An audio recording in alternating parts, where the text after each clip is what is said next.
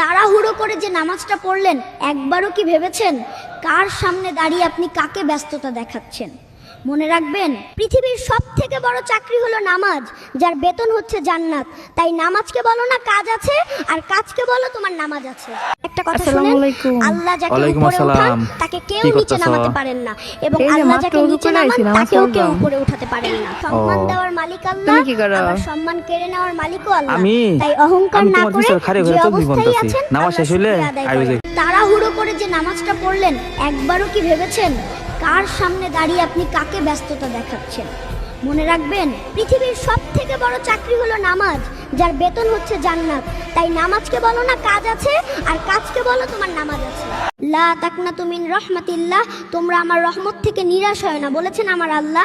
OLA তাকরাবুজ জিনা, তোমরা জিনা। দেখুন কি অবাক করা ঘটনা, বাচ্চাটা জন্ম নিয়েছে নবীজির সুন্নতি দাড়ি নিয়ে। আপনি প্রথম দেখলে শেয়ার করতে ভুলবেন না। দেখুন কি অবাক করা ঘটনা, বাচ্চাটা জন্ম নিয়েছে। আল্লাহর কাছে সবচেয়ে প্রিয় 6টি কথা কি জানেন? নাম্বার 1 সুবহানাল্লাহ, নাম্বার 2 আলহামদুলিল্লাহ, নাম্বার 3 লা ইলাহা ইল্লাল্লাহ, নাম্বার 4 আল্লাহু আকবার, নাম্বার 5 লা হাওলা ওয়ালা কুওয়াতা ইল্লা বিল্লাহ, এবং নাম্বার 6 আস্তাগফিরুল্লাহ। কবরে যে 3টি প্রশ্ন করা হবে, 1 নাম্বার মান রব্বুকা, তোমার রব কে? আমাদের রব হচ্ছেন আল্লাহ। 2 নাম্বার মা দীনুকা, তোমার দিন কি? আমাদের দিন হচ্ছে ইসলাম। নাম্বার 3 মান নাবিয়ুকা, তোমার নবী কে? আমাদের নবী হচ্ছেন হযরত মুহাম্মদ সাল্লাল্লাহু আলাইহি ওয়াসাল্লাম। আল্লাহ আমাদের সকলকে প্রশ্নগুলোর উত্তর দেওয়ার তৌফিক দান করুন, আমিন। 2026 সালের ফেব্রুয়ারি মাসের 18 তারিখে প্রথম রোজা। আমাদের প্রিয় নবী বলেছেন, যে ব্যক্তি রমজান মাসের খবর সবার আগে পৌঁছে দিবে তার জন্য জাহান্নামের আগুন হারাম হয়ে যাবে। সুবহানাল্লাহ। প্রত্যেকেই ভিডিওটা শেয়ার করে এই খুশির খবরটা সকলের কাছে পৌঁছে দিন। রাসূলুল্লাহ সাল্লাল্লাহু আলাইহি ওয়াসাল্লাম বলেছেন যে, হে আমার উম্মত, জাহান্নামটাকে আমি মেরাজের রাত্রিতে যেভাবে দেখেছি, তোমরা যদি তা দেখতে পারতে তাহলে কোনোদিনও হাসতে না, পুরো জীবনটাকে আল্লাহর ইবাদতের মধ্যে কাটিয়ে দিতে। কখনো ঝগড়া করতে না, কারো জায়গা মেরে দিতে না, কখনো আল্লাহ তাআলার সমস্ত নিয়ামতগুলোকে অস্বীকার করতে না। জীবনে যাই করেন না কেন, কখনো নামাজটা ছেড়ে দিবেন না। মনে রাখবেন, আল্লাহ ছাড় দেয় কিন্তু ছেড়ে দেন না। জন্ম যখন নিয়েছেন, মৃত্যু একদিন আপনার দরজায় আসবেই। তাই পবিত্র কোরআনে বলা হয়েছে, কুল্লু নাফসিন জাইকাতুল মাউত।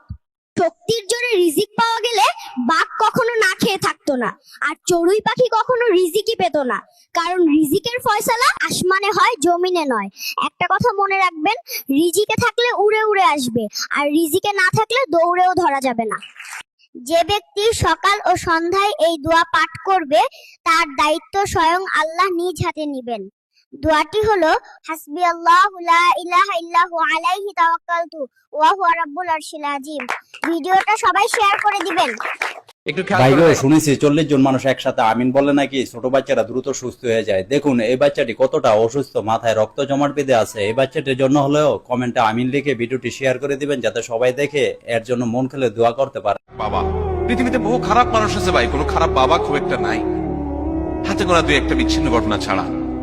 বহু খারাপ মানুষ আছে পৃথিবীতে, কিন্তু খারাপ বাবা, সন্তানের জন্য বাবা কি না করে বলেন, কি না করে। যত বাবা দেখেছেন, আপনারা নিজেরা যারা বাবা আছেন, কোথাও ভালো কোনো খাবার যদি দেয় কেউ, আপনি যদি কোনো জায়গায় যান, ভালো কোনো খাবার সার্ভ করা হয়, তো সেই খাবারটা দেখার পর যদি আপনার সন্তান থাকে, সবার আগে মনে পড়ে সন্তানের কথা।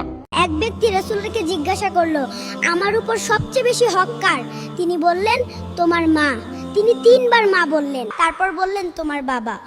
মায়ের প্রতি সদয় হওয়া এবং তার খিদমত করা আল্লাহর নৈকট্য লাভের একটি বড় মাধ্যম। বাবা মা শাসন করলে সেটা অধিকার, আর স্বামী শাসন করলে সেটা হয় অত্যাচার। একটা কথা মনে রাখো বোন, বাবা মা কিন্তু সারা জীবন তোমার দায়িত্ব নেবে না। শুধুমাত্র স্বামী একমাত্র ব্যক্তি যে কিনা সারা জীবন তোমার দায়িত্ব পালন করবে।